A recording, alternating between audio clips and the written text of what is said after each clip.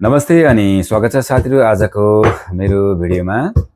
आज हामी चाहिँ कुखुराको मासु, सुँगुरको बारबेक्यू, कुखुराको झ्याते र मुटु कलेजको चाहिँ तिते बनाउन चाहिँ गइरहेका छौं।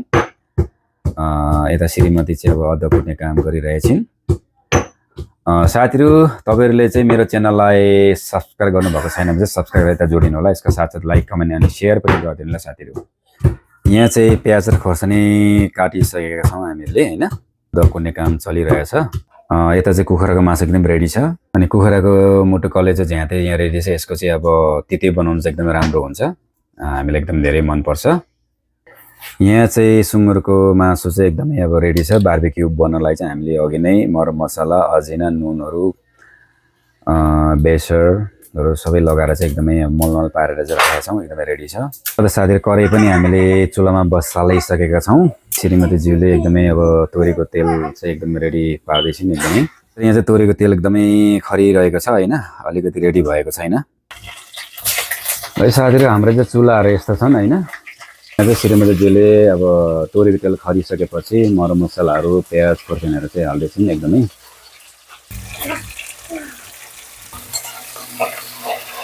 ल त साथीहरु अब प्याज, खोर्सानी, मरम मसलाहरु चाहिँ अब हालिसकेका छौं। कराईमा एकदमै तेल अघि नै खरिसकेको छ हैन। ल त साथीहरु यहाँको चुला चाहिँ यस्तो छन् हैन। यो चाहिँ इलेक्ट्रिसिटीबाट चाहिँ चल्ने चुला हो एकदमै हैन। यहाँ तल फलम हुन्छ, यो फलम चाहिँ एकदमै रातो भएर आउँछ अनि त्यसपछि चाहिँ अब सब्जीहरु पकाउने हो।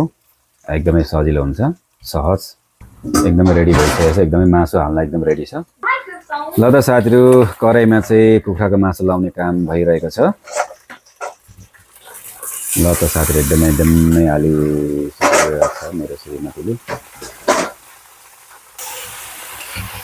ल साथीहरु एकदमै काम अगाडि बढिरहेको छ एकदमै। यो कुखुरा खुट्टा चाहिँ मलाई खान मन पर्छ। मैले कुखुरा खुट्टा चाहिँ एकदमै सिङै लागेको छु। तपाईले देखिरहनु भएको छ यहाँ पाकिसकेपछि एकदमै यो खानलाई राम्रो हुन्छ, राम्रो लाग्छ मलाई चाहिँ एकदमै। ल साथीहरु मैले बारबेक्यू पकाउने यो इन्डोर शेपमेन पनि मैले रेडी बनाइसकेको छु। यो एकदमै यो स्मोकलेस हो हैन। यसमा एकदमै सजिलो हुन्छ, धुवा आउँदैन, गन्ध आउँदैन। एकदमै धुएर रेडी बनिसकेको छु। अनि यहाँ मुनि चाहिँ ट्रे छ, यो ट्रेमा चाहिँ पानी हाल्नुपर्छ। मैले यो ट्रेमा चाहिँ पानी हालिसकेको छु। यसलाई चाहिँ म भित्र लाउँछु। ल त साथीहरु पानी पनि मैले ट्रेमा हालिसकेँ। यहाँ चाहिँ धनिया काट्ने कार्यक्रम चलिरहेको छ साथीहरु। एकदमै धनिया भनेको एकदमै राम्रो हो हैन, स्वास्थ्यको लागि राम्रो हुन्छ। जडीबुटीको जस्तै काम गर्छ यो धनियाले एकदमै। एकदमै रेडी छ बारबेक्यू बनाउन लागि चाहिँ एकदमै। ल साथीहरु इलेक्ट्रिकल बारबेक्यू ग्रिल चाहिँ मैले एकदमै टर्न, यहाँ चाहिँ अफ छ, टर्न अन गर्दैछु।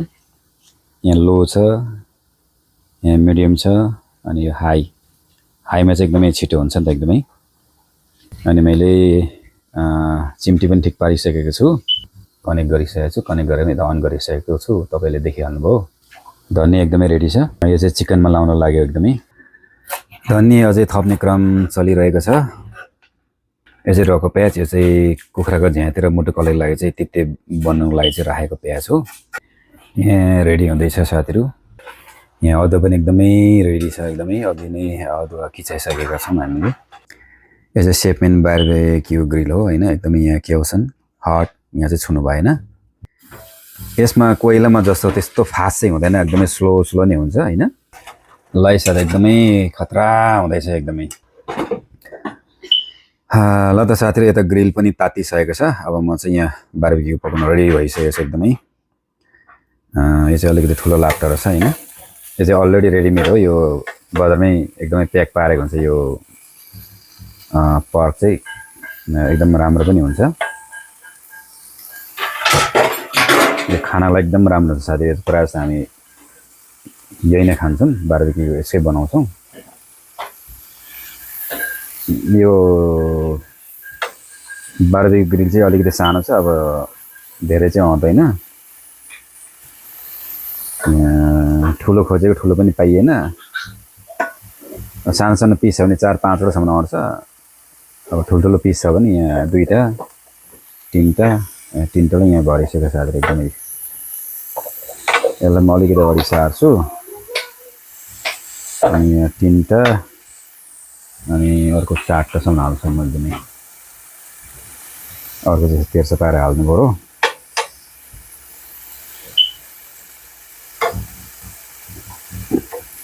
ल जम्मा चाहिँ मैले 4वटा अटाएँ साथीहरु अहिले यो पाक्दै गएपछि यो अलि फुलेर जान्छ अलि कुप्रो पर्दै जान्छ त्यसले गर्दा अलिकति ठाउँ रहँदैन यहाँ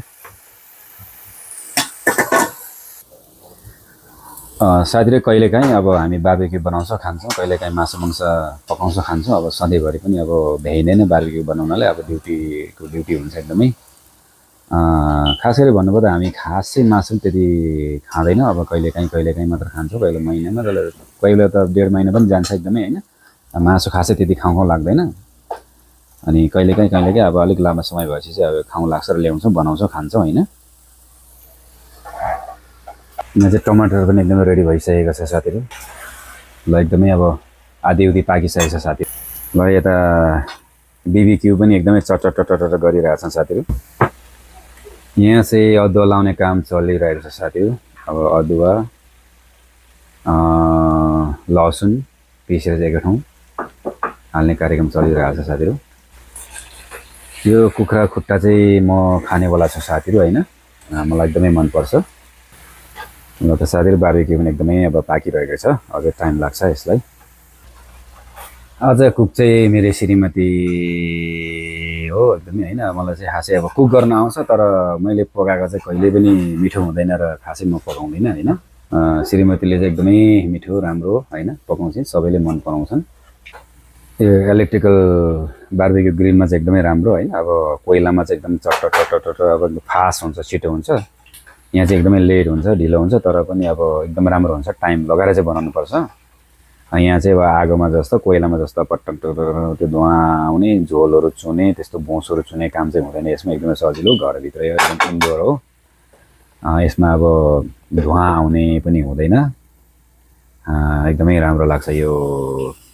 इलेक्ट्रिकल बारबेक्यु ग्रिल चाहिँ मलाई एकदमै राम्रो लाग्छ टाइम चाहिँ लाग्छ सायद एकदमै टाइम लाग्छ अब यति सक्नलाई मलाई लगभग 2 घण्टा 2.5 घण्टा लाग्छ साथीहरु एकदमै टाइम धेरै लाग्छ यता चाहिँ आमा छोरी उले चाहिँ एप्रोन लागिसकेको छिन् एकदमै लगभग 90% चाहिँ पाकिसकेको छ साथीहरु अब यो पाकिसकेपछि चाहिँ अब कुखुराको झ्याते मोटो कलेजको चाहिँ एकदमै तिते बनाउँछौँ हामीहरु हैन मैले भन्दा नि श्रीमतीले बनाउँछु मलाई त अघि मैले भनिसके अब पकाउन आउँछ तर मिठो हुँदैन ढिलै भए पनि अगाडि काम बढिरहेको छ साथीहरु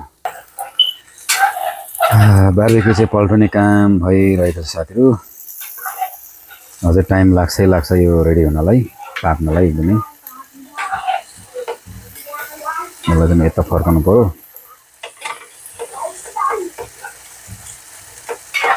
एकदमै चटचट गरिरहेछ एकदमै अब यो खानालाई चाहिँ एकदमै राम्रो हुन्छ साथीहरु